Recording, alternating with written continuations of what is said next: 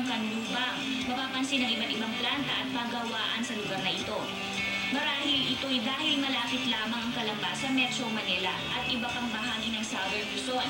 Naging paborito itong lugar para sa mga industrial at manufacturing plants. Kaya hindi na rin nakapagtataka kung marami rin mga mamamayan mula sa iba't ibang lalawigan ang dumayo sa Calamba upang dito magtrabaho. Marami sa mga pagawaang ito ang matatagpuan sa Carmel Ray at Canlubang Industrial Parks. Kung maunlad ang Calamba ngayon, meron pang iunlad yan. At ang katunayan, ang kasaysayan, alam mo ba, na yung Calamba, noong araw, sakop lang ng kanya ng Kabuyaw. Sakop lang ng Kabuyaw noong araw yan. Ngunit naiwan na niya ng Kabuyaw. Nahiwalay siya sa Kabuyaw, at sa kanyang pagkakahiwalay sa Kabuyaw, sinabing separate municipality. Nung Malawi siya, naging city ngayon.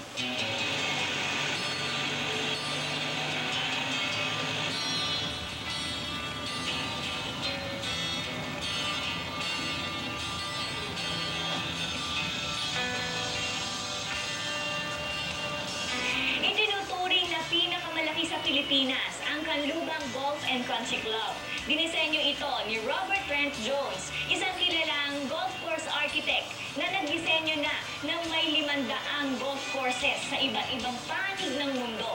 Itinuturing din itong one of the most challenging golf courses in Asia. Napakalawak ng golf course. Binubuo ito ng 36 holes na kinabibilangan ng malalapad na fairways. Matatagpuan din ang man-made lakes at ravines.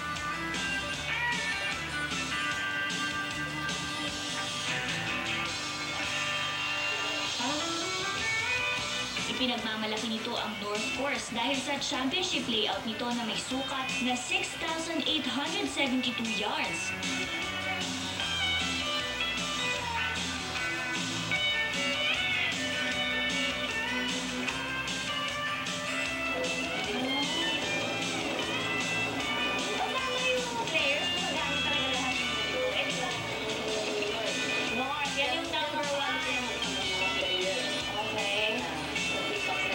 Kita si Maria makiling dito. Ayun! Bundok makiling. Over there. Taas niya, no? Sinasabing marami ng golf championships ang ginanap dito. At di na rin mabilang ang mga personalidad, celebrities at politicians ang naglalaro dito. Noong April 2008, isinelebrate ng Canlubang Golf and Country Club ang ika-30 anibersary nito. Nakaganda pa sa akin. Ang hangin.